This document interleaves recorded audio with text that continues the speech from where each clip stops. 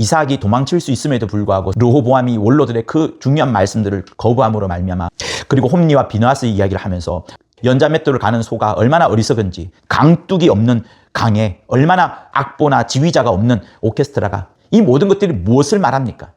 바로 사랑과 순종의 비밀, 사랑과 순종의 비밀.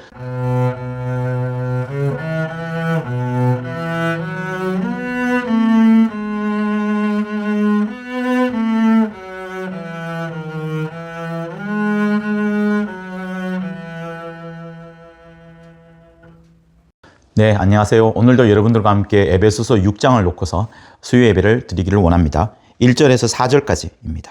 자녀들아, 너희 부모를 주 안에서 순종하라. 이것이 옳으니라. 내 아버지와 어머니를 공경하라. 이것이 약속 있는 첫 계명이니 이는 내가 잘되고 땅에서 장수하리라. 또 아비들아, 내 자녀를 노엽게 하지 말고 오직 주의 교양과 훈계로 양육하라. 여러분, 우린 계속해서 가정의 질서와 그 질서를 계속해서 지켜나가시는 그 하나님의 엄청난 큰 법칙, 곧 사랑과 순종의 비밀, 사랑과 순종의 법칙을 배우고 있습니다. 우리가 너무나도 잘 알고 있는 부분이고 충분히 생각할 수 있는 부분이지만, 하나님께서는 아주 옛적부터 사랑과 순종의 비밀을 큰 법칙으로 자연과 모든 세계 속에 능히 말씀하시면서 그 법칙을 계속 진행해 나가고 계십니다. 그러는 측면에서 제일 먼저 가정이라는 곳, 하나의 작은 교회라고 할 수 있는 이 가정이라는 곳에서 역시도 사랑과 순종의 비밀의 법칙이 얼마나 중요한가를 계속 설명하고 있습니다. 오늘은 자녀와 부모 관계 속에서의 이 법칙을 이야기를 할 것인데요. 하나님께서는 세상을 통치하기 위하여 하나님만의 고유한 법칙이 있습니다. 그것이 뭐냐? 사랑과 순종의 비밀입니다. 하나님 아버지께서 그 아들을 사랑하셨던 것처럼 아들은 하나님 아버지를 향하여 자기의 모든 순종과 복종을 다해온 모습들을 우리는 성경 곳곳에서 볼 수 있습니다. 이제 예수께서 우리 교회를 위하여 자기의 몸을 다 깨뜨릴 만큼 우리를 사랑하셨던 것처럼, 이제 교회인 우리가, 그리스도의 몸인 우리가 주 예수를 향하여 사랑과 순종을 다하는 그것 역시도 우리는 지금도 실천하고 있고, 그것이 우리 마음속에 떠나가지 않도록 성령이 역사하고 계시며, 여러분과 제가 이것을 지금 실천하고 있는 과정 속에 있습니다. 그러면 이제 가정은 또 어떻게 되느냐, 그리고 가정을 넘어서서 사회는 어떻게 되느냐 하는 이런 것을 보아야 합니다. 여러분, 우리는 계속 배워왔지만 또 말씀으로 들으면서 이 말씀이 떠나가지 않도록 해야 되는데, 우선은 아내는 남편을 향하여 복종해야 합니다. 남편은 아내를 향하여 희생과 사랑을 다하여야 합니다. 아비는 자기 자녀를 향하여 절대 노엽게 하지 말고 사랑과 교양과 훈계로 양육해야 되고, 아이들은 부모를 향하여 오늘 본문처럼 공경하고 또 순종하는 이것을 말씀을 하고 있습니다. 또한 종과 상전의 상호 서로 존중하는 것, 서로 복종하는 것도 다음에 보게 될 것입니다. 하나님이 이 법칙을 정해 놓으셨고, 이 법칙을 한마디로 말하자면 사랑과 순종의 비밀입니다. 이 법칙은 또한 하나님의 의도에도 여전히 적용이 되고 있는 매우 중요한 것입니다. 여러분, 이 법칙이 깨져버리면 어떻게 되느냐, 이런 일들이 생깁니다.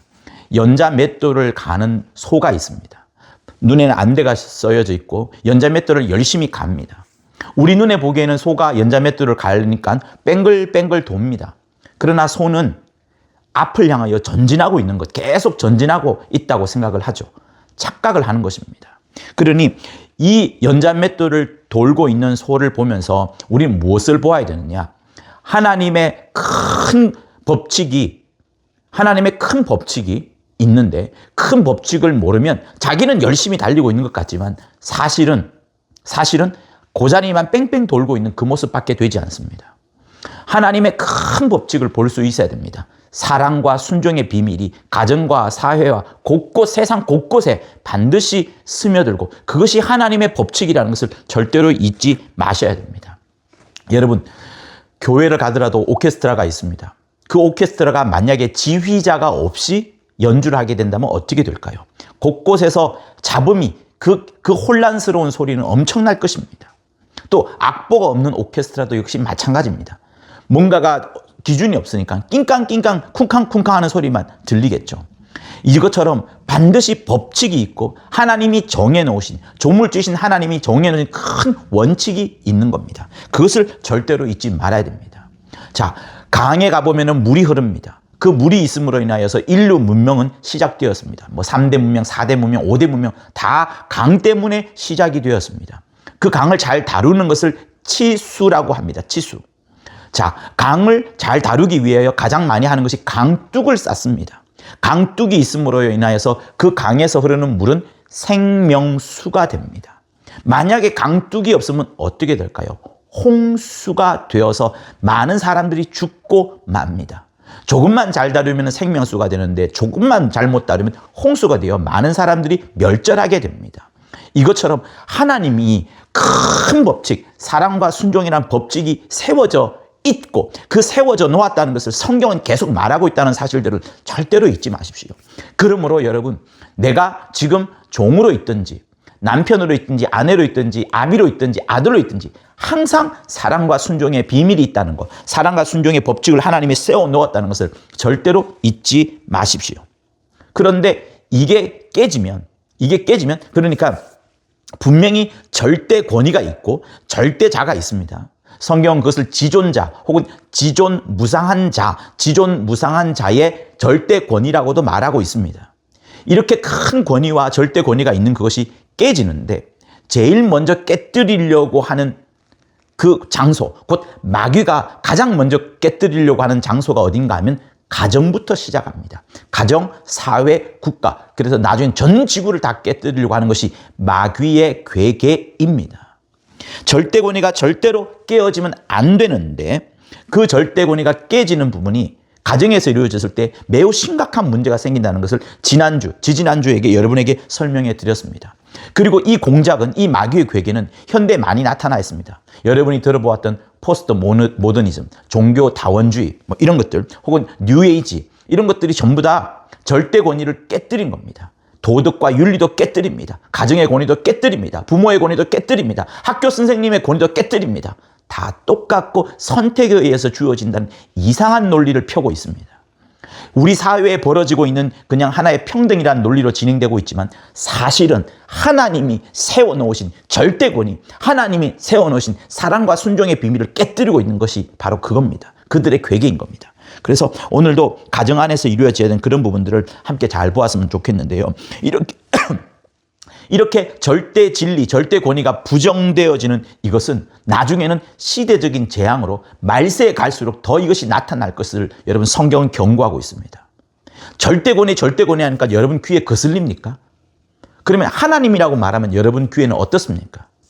여러분, 원래 하나님은 계시고 절대 권위자는 계시고 지존무상한 자는 계시다는 사실들을 먼저 설정해 놓으시고, 아니 그것이 당연한 이치라는 것을 여러분 아시고, 아니 그것도 안 된다면 하나님의 말씀을 전해줬으니 그대로 믿으십시오. 가장 자연스러운 그 절대 권위가 있다는 사실들을 절대로 잊지 마십시오. 세상은 계속해서 주변에 있는 이 악한 세상들은 여러 가지 세상 풍조로, 여러 가지 철학으로 여러분에게 있는 그런 절대 권위, 가장 자연적인 이 권위와 법칙들을 무너뜨리려고 혈안이 되어 있습니다. 성경은 이것을 당연하게 지켜나가고 있고 천지 만물들 가운데 아주 미생물 가운데에도 이런 법칙들이 지켜지고 있는 것을 보여주고 있는데 왜 인간이, 하나님의 형상을 닮은 인간이 이런 것들을 깨뜨리려고 하는 겁니까? 마귀에게 속아서 그런 것입니다. 여러분, 세상의 철학이라는 말을 많이 하죠. 원래 철학의 그 근본, 첫 출발점은 무엇이었냐면 나 말고 절대자가 있다. 나 말고 어떤 절대 권위가 있다. 아니면 절대 진리가 있다라는 어떤 절대성을 찾아가고 그 절대성을 연구해내고 발견해내는 것이 철학의 첫 출발점이었습니다. 모든 학문의 출발점이었다고 해도 과언이 아니었죠. 그래서 절대자, 절대 권위, 절대 진리 이런 것들을 계속 찾는 작업과 학문이 철학이었습니다. 근데 이것이 점점점 발전하다가 순수 이성 비판이라는, 칸트가 순수 이성 비판이라는 이야기를 하면서 이런 이야기를 합니다. 우리가 아무리 찾아보았지만 우리의 이성으로는 절대로 절대 권위, 절대자를 찾을 수가 없었다. 결코 앞으로도 못 찾을 것이다. 이런 말을 했습니다. 초월적인 존재, 절대적인 권위자 이런 것을 찾을 수 없다라고 결론을 내어버렸습니다. 그러니까 첫 출발점은 차자였는데 중간에 칸트 순수 이성 비판이라는 이론이 나오면서 여기서 확 이제 꺾이게 되는 겁니다. 자, 그리고 나서 어떤 것이 나왔냐 하면은 이제 절대적인 것이 못 찾는다고 하니까 그러면 상대적인 것을 찾아가는 철학으로 발전해 나갑니다. 그러니 그 상대적인 것을 기준 삼을 때 지금보다는 나은 경제, 지금보다는 나은 사상, 지금보다는 나은 사회, 지금보다 나은 어떤 진리 이런 것들을 찾아가면서 지금보다는 조금 나은 어떤 문화 이런 쪽으로 발전해 나가기 시작했습니다. 그러다가 해겔이 이제 등장을 하죠. 해겔이 등장하면서 해겔의 변증법, 정, 반 이게 합쳐지고 평균이 되어서 합이라는 어떤 이론을 만들어 간다. 가장 좋은 선택지를 찾아가게 된다라는 것으로 철학이 발전하게 됩니다. 그러니 절대에서 상대로 이제는 정반합이 합쳐져 가지고 찾아가는 이런 꼴로 가다 보니까 나중에는 한계에 다다르게 됩니다. 우리가 이렇게 정반합을 향하여서 가는 그 목적지는 뭐냐? 또 아니면 상대적으로 지금보다 나은 문화, 지금보다 나은 정치, 지금보다 나은 사회를 찾아가는 그 궁극의 목적지는 뭐냐? 이것을 찾게 되는데 그것도 의미가 없다는 이론으로 철학으로 빠져들게 되었습니다. 그러면서 쫙 등장한 것, 그리고 현대에도 지금도 계속해서 적지 않은 영향을 미치고 있는 것이 실존주의 철학입니다. 실존주의 철학의 가장 핵심은 뭐냐면 제가 오늘 이 철학 시간이 아닌데 그러나 여러분에게 도움이 충분히 될 것이기 때문에 전해드립니다. 실존주의 철학의 핵심은 뭐냐면 내가 기준이고 내가 철학이고 내가 가치고 내가 가장 소중하다는 그 논리입니다. 자기에게서부터 시작하고 자기에게서부터 모든 발전을 이뤄갑니다. 그러다 보니 결국에는 포스트 모더니즘, 종교다원주의, 뉴에이지가 말하고 있는 어떤 내 선택이 최고의 가치다 이렇게 주장하는까지 당연히 뻗어나가게 되겠죠. 그러니 모든 사람이 각자 이제 실존주의 철학을 가집니다. 자기가 기준됩니다. 그러면 세상은 어떻게 되겠습니까? 각자가 기준이다 보니까 깨지지 않겠습니까? 그러다 보니 당연히 이것이 깨지지 않기 위하여 질서가 유지되기 위하여 무엇을 말합니까? 아, 우리 배타적이지 말고 서로는 또 존중해주자라는 이론이 함께 이제 병행되어서 실존주의가 뻗어가게 됩니다. 자, 그런데 문제는 뭐예요? 그런 실존주의가 있고 배타적이지 말자라고 말하고 상호 존중하자라고 말하면서도 이상하게 기독교는 무엇을 주장합니까? 오직 구원은 예수밖에 없다. 예수 그리스도로 말미암아서만 하나님께 도달하고 예수 그리스도를 말미암아서만 구원에 이른다. 할렐루야. 이것을 계속 주장하다 보니까 지금 나와 있는 대부분의 철학 사조들과 세상에 있는 어떤 문화들과 생각들은 이 기독교를, 이런 배타적인 기독교를 매우 싫어하는 겁니다. 그래서 기독교가 지금 공격을 받고 있고 AI 시대에 더 들어갈수록 기독교는 또 다른 공격에 직면할 수밖에 없는 것은 그것이 하나님의 진리의 말씀이고 그것을 지키려고 하는 것이 여러분과 우리이기 때문에 바로 그렇습니다. 여러분, 구원은 결코 여러 갈래가 있는 것이 아닙니다. 종교다원주의자들이 하는 이야기가 뭐냐면 산 위에 올라가려면 이쪽 길로 갈 수도 있고 동서남북 어딘지 올라가다 보면 맨 나중에는 정상에 이르지 않느냐라는 이론을 말합니다. 맞습니다. 그러나 그것은 산이기 때문에 그렇습니다. 우리는 지금 산에 오르려 하는 것이 아니라 결코 지면도 없는 동아줄도 없는 저 하늘에 이르려고 하는 것이 우리의 궁극의 목적입니다. 구원은 산 위의 정상이 아니라 산보다 더 높은 저 하늘에 이르려고 하는 것이기 때문에 아무리 산을 올라간다 하더라도 아무리 어떤 방법을 쓴다 하더라도 하늘로 갈 수는 없는 겁니다. 하늘에서 당연히 동아줄이 먼저 내려오지 않는 이상은 되지 않기 때문에 하늘에서 내려온 유일한 동아줄이 뭐예요? 주 예수 그리스도. 그분밖에 없기 때문에 그분만 구원자시다. 이렇게 주장을 하는 것이고, 이것이 진리이기 때문에 이것을 포기하고서 타협할 수가 없기 때문에 배타적으로 보인다 할지라도 우리는 이것을 성경에 있는 말씀이요. 그것을 믿고 그것이 확실한 것이기 때문에 계속 이렇게 나아가는 겁니다. 그러니 절대로 산 위에 오르는 것이 구원이 아니고 우린 저 하늘에 닿는 것이 구원이라는 사실들을 잊지 마시고 종교다원주의자가 말하는 그런 논리에 빠져들어서 후회하지 마시고 성경에 나와 있는 하나님의 말씀을 그대로 믿음으로 말미암아 저 하늘에 이르러야 됩니다. 그만큼 우리는 시대의 사조와 세상의 여러 이론들과 세상의 쓸데없는 철학에 휩싸여서 하나님의 말씀이 갉아먹히는 이런 시대에 살고 있으니 정말 깨어 있어야 되는 것이 매우 중요합니다. 자, 그러면 이제 좀 더 볼 것은 무엇인가 하면 하나님이 우리에게 가르친 중요한 법칙이 뭐라고 했죠? 사랑과 순종의 비밀입니다. 그런데 하나님이 가르쳐 주신 법칙을 실존주의와 이 세상의 기독교 말고 하나님을 거부하는 대부분의 종교들이 주장하는 바는 뭡니까? 뭐냐면 자기가 기준이고 자기가 선이고 자기가 가치가 되어버린 것으로 와 있습니다. 자, 오늘 본문에는 이런 말씀이 있죠. 자녀들아 너희 부모를 주 안에서 순종하라. 이것이 옳으니라. 라고 말합니다. 여기서 옳다는 말은 무슨 말인가 하면 여러 헬라어 원어도 찾아보고 다 해보았지만 결론은 이겁니다. 새끼가 닭이 알을 품어서 병아리가 나옵니다. 알을 품는 것도 어미닭이 품는 것이고 병아리를 보호하고 병아리에게 모이를 공급해 주는 것도 벌레 같은 것을 공급해 주는 것도 어미닭이 해주는 겁니다. 그 반대가 아니에요.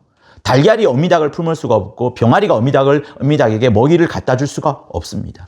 이런 것을 옳다라고 말하는 거예요. 이렇게 지당한 것, 이렇게 당연한 것을 성경은 옳으니라라고 말하는 겁니다. 그러니 자녀는 당연히 부모에게 순종하는 것이고 부모는 당연히 자녀를 위하여 희생적인 사랑을 다해야 되는 것이 옳으니라라고 성경은 말하고 있는 겁니다. 그러나 여러분, 성경은 이렇게 말하고 있음에도 불구하고 세상은 그렇지 않다 하면서 요즘 시대에 많이 일어나고 있는 가장 큰 폐습 중에 한 가지가 뭐냐면 부모에 대한 순종, 부모에 대한 공경이 사라지고 있다는 점입니다. 저는 어떤 교회에서도 그런 모습을 보았습니다.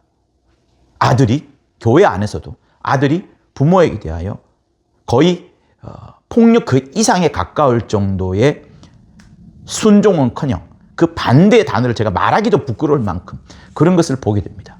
과연 그 자의 결말은 어떻게 될까요? 심히 두렵지 않을 수 없습니다.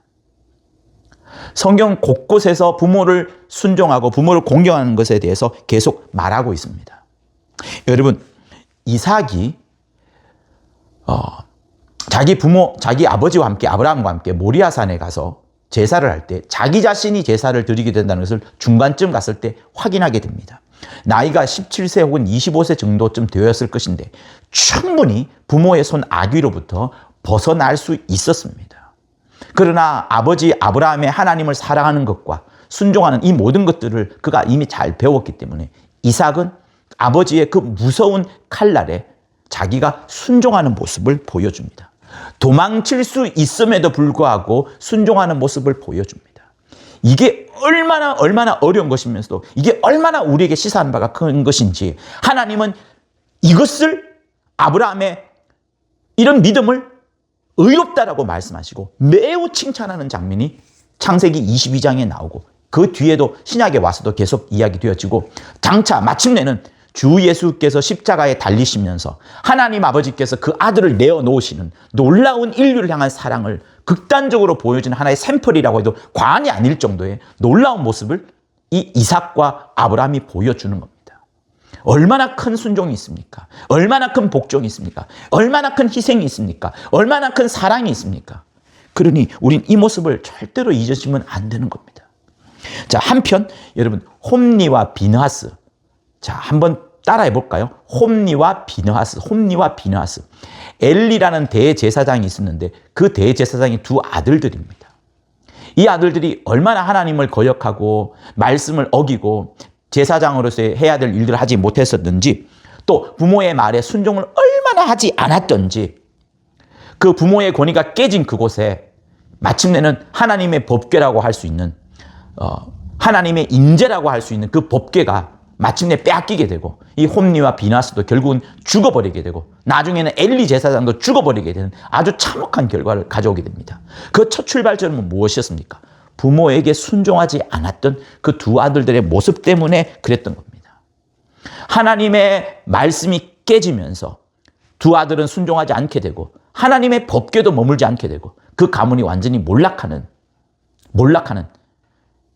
정말 무서운 장면이 거기에 있습니다. 자, 또 여러분 르호보암이라는 왕이 있죠. 이 르호보암은 어떤 사람인가 하면 솔로몬의 아들입니다. 솔로몬 왕의 아들인데 솔로몬이 그나마 잘 유지하고 있었던 그것을 솔로몬 당대 원로들이 이 솔로몬의 아들인 르호보암에게 이야기를 해줍니다. 지혜로운 말, 정말 조심해야 되는 부분. 하나님의 말씀을 거역하지 말고 백성들을 무시하지 말고 여러 가지 충분히 들을 수 있는 말들을 해줍니다만 그 조언을 거부합니다. 마침내 어떻게 됩니까? 그 원로들의 지혜로운 권고를 무시하는 그것. 마치 요즘의 포스트 모더니즘이 그토록 말하는 것. 부모 권위 없어도 돼. 선생님의 권위 깨져도 돼. 우리가 중요한 거야. 우리가 중요한 거야. 우리, 나 라고 말하는 그 포스트 모더니즘처럼 그 원로들의 모든 권위와 지혜로운 말들을 깨버린 그 로보암의 결과는 어떻게 됐습니까? 나라가 결국 양분되고 이리저리 갈기갈기 찢겨버리는 아주 무서운 결과를 가져오지 않았습니까? 그러니 우리는 발견해야 됩니다. 무엇을 발견해야 되냐? 하나님의 말씀이 있는 것을 발견해야 되고 이게 하나님의 말씀이 아니라고 한다 하더라도 우리의 인지상정으로 능히 과거부터 충분히 이것이 하나의 법칙으로 자리 잡고 있는 사랑과 순종의 비밀, 이거를 잘 생각하셔야 됩니다. 사랑과 순종의 비밀. 그리고 오늘 이 본문은 자녀가 부모에게 절대적으로 순종해야 되는 것을 말하고 있습니다. 여러분, 여러 말 하지 마십시오. 하나님의 법칙입니다. 우리도 알고 있습니다. 이 법칙은 얼마나 오래되었든지 우리의 피 속에 자연히 스며들어 있는, 우리가 충분히 알고 있는 그 법칙입니다. 부모에게 순종하고 부모를 공경하는 그것을 말하고 있습니다. 자, 말세에 어떤 일이 일어나는지, 타락한 세상, 저주받은 세상에 어떤 일이 일어나는지에 대해서 성경은 계속 경고하고 있는데 그 두 장면을 한번 볼 것인데요. 그 두 장면 속에 아주 귀하고 특이한 문장이 있다는 것을 여러분 확인하시고 그 문장이 뭔가를 한번 보시면 감사하겠습니다. 자, 로마서 1장을 보시면 28절에서 32절, 물론 24절, 26절, 28절에 그 미혹의 영, 그죠? 타락한 세상 속에 하나님께서 그냥 내어버려 두시니 더 타락하게 되는 그런 모습들이 24절, 26절, 28절에 나오고 똑같은 단어로 내어버려 두사 라는 용어가 있는데 오늘은 28절부터 31절까지만 읽도록 하겠습니다. 2절까지.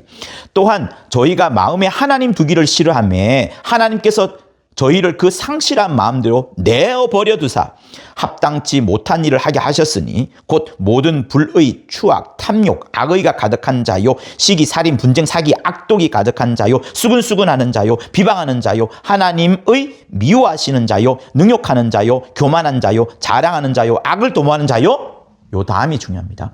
부모를 거역하는 자요, 우매한 자요, 배악하는 자요, 무정한 자요, 무자비한 자라. 저희가 이 같은 일을 행하는 자를 사형에 해당한다고 하나님의 정하심은 알고도 자기들만 행할 뿐 아니라 또한 그 일을 행하는 자를 옳다 하느니라.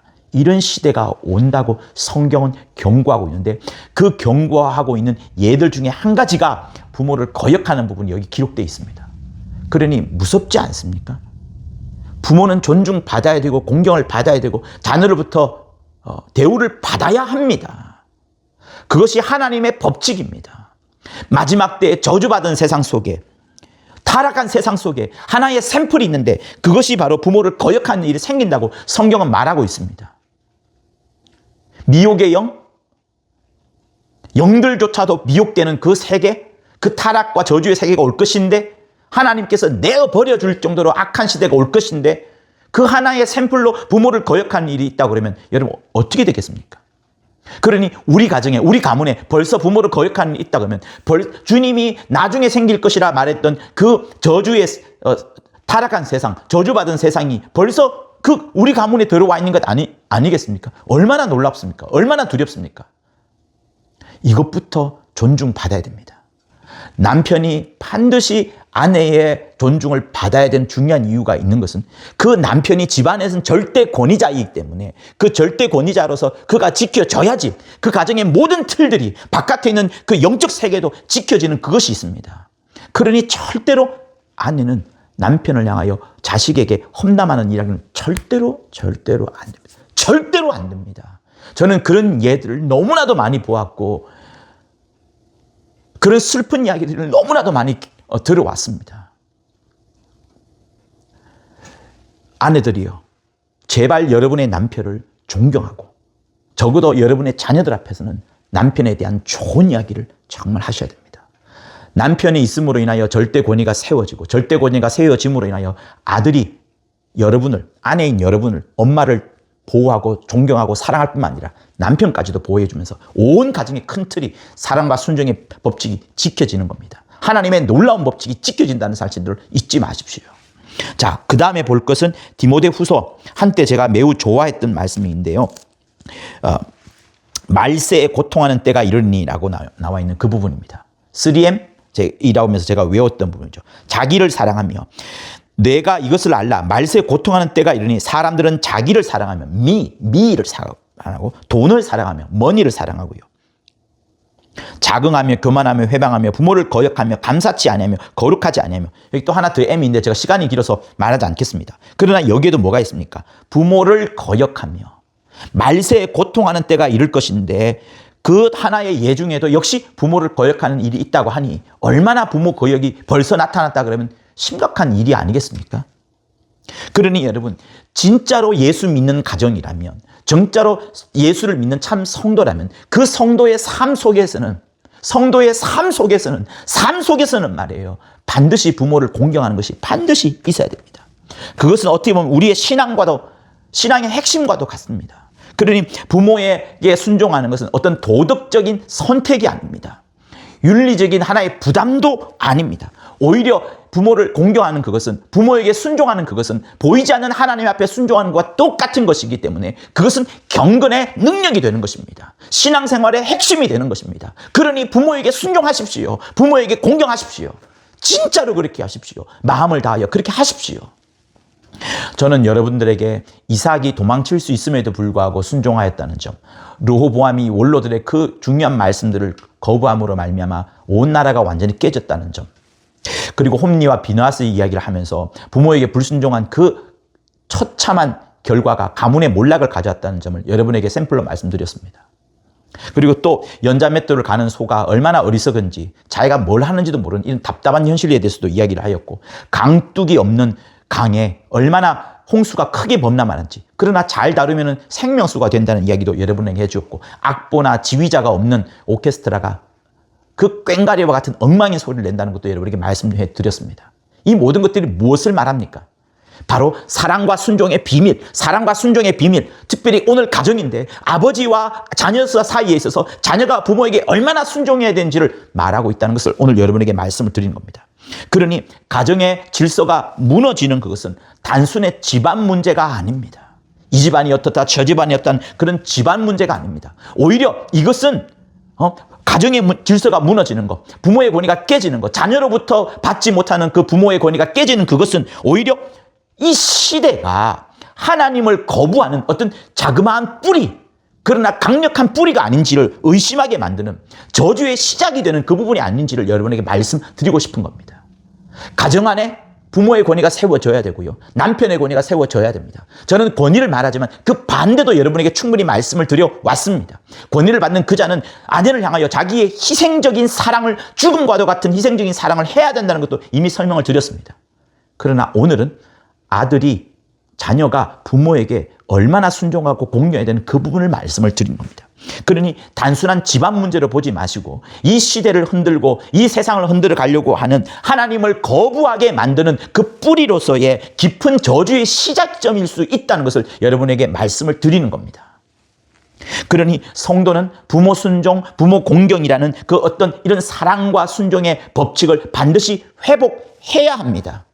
온 세상은 자기 중심적으로 흘러가고 있습니다. 포스트 모더니즘, 종교 다원주의, 뉴에이지 전부 다 이것을 추구해 가고 있습니다. 그러나 성경 우리에게 무엇을 말합니까? 너가 중심이 아니다. 하나님이 지존자시다. 세상의 중심은 너가 아니라 하나님이시다는 것을 계속해서 말하고 있습니다. 오히려 철학의 첫 출발점으로 돌아가십시오. 철학의 첫 출발점은 하나님을 찾아가는 것, 절대 권위를 찾아가는 것, 절대 진리를 찾아가는 것이었습니다. 왜 거기서 물러났습니까?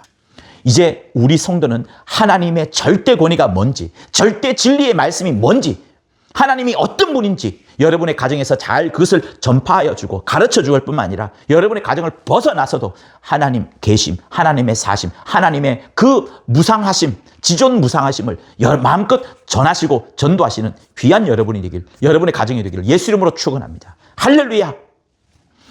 이제는 우리 주 예수 그리스도의 은혜와 하나님 아버지의 극진하신 사랑과 성령의 감화 감동 교통케 하심이, 사랑과 순종의 법칙이 자기 가정에도 이루어져야 됨을 절대로 알고 이를 행하려 하는 가정들 위해 영원토록 함께 있을지어다. 아멘. 고맙습니다. 구독과 좋아요는 저한테 큰 힘이 됩니다. 고맙습니다.